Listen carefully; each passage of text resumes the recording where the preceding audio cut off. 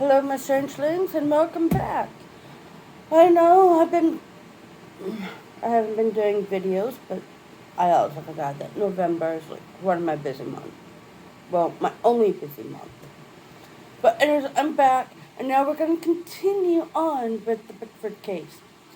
So, with the last video that I did before I went to Comic Con, Rhode Island's Comic Con, and Lorraine was like arriving.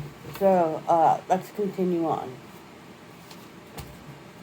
So, Adam Lorraine interviewed the Beckfords. Intimate knockings began to occur. The sounds could be heard in the walls for a few minutes. Then they stopped. The noises started up again. Few minutes later, this time interrupting from various points on the floor. The sounds were audible enough to be picked up on the tape recorder. The Warrens pressed forward with the questions giving no recognitions to the activity. Ed began to ask specific questions which would hopefully pin down the origin of the problem. There are people interested in the occult as a pastime. Have you been attending sessions with the consciousness raising groups? No.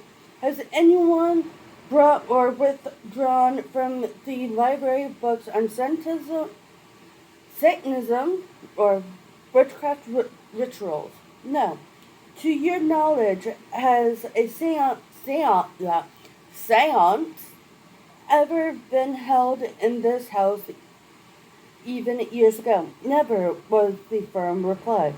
Eric, Vicky, are any of your friends interested in the occult who maybe perform rituals or ceremonial magic? No. Has anyone here used a Ouija board or automatic writing device? Oh, said Vicky above a whisper. Have you used a Ouija board, Vicky? Lorraine asked pointedly. Yes, said the young girl admitted to her family's amazement. All right, dear, you better tell us all about it then, Lorraine said. Starting right from the beginning, please. With that, Vicky Beckford told how she had been using the Ouija board to communicate with the spirits of a teenage boy who supposedly died in the area some 10 years earlier. Vicky admitted that she never actually saw the spirit, though she once asked it to manifest. She also defended the spirit as real, citing how accurate prediction future events days before they happened. She denied her spirit friend could have caused the gruesome activity in the house. He was kind and understanding, not cruel and destructive. Did this spirit tell you its name? Lorraine asked the girl and finished talking. No, he did. No, he told me he wasn't allowed to, Vicky replied. I presume you are still communicating with the spirit, Lorraine said. No, Vicky admitted somewhat dejectedly. I must have done something wrong. I've never been able to talk to him again after I asked if he'd show himself to me that night. When was that night? Lorraine pressed her. Just a minute, said Vicky, who got up and went to her bedroom. March 2nd, she called out, then returned to the table. And the activity began on March 3rd, Beckford said, looking at Ed. Pete, Sharon, and Eric had listened in astonishment to Vicky's bizarre tale. How could something so trivial as a Ouija board cause so much calamity? According to amidst the knocking, Ed had no other choice but to spend the next half hour explaining the gruesome reality of demonical phenomenon to them. After Ed finished his explanation to the Beckfords, sat dumbfounded and silent. Mr. Warren, Pete finally felt compelled to ask, how do you know all this? Mr. Beckford, Ed replied, this is my work. I have done it all my life. I'm a demonologist. My God, was all Pete was able to utter. completing the interview with the Beckford family, Ed and Lorraine Lauren excused themselves and held a private conversation outside on the front yard. The case, they agreed, was far more serious than they first imagined. Certainly, a siege would never stop of its own accord. In fact, the activity was now reaching a dangerous stage, and as the family already had learned, they could not avoid the problem by running. It followed them wherever they went.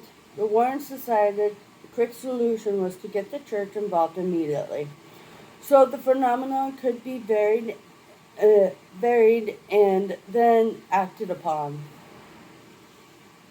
Somewhere along the line, Ed knew a clergyman would have to bear witness to what was happening, and he specified wanted Father Daniel to be that witness.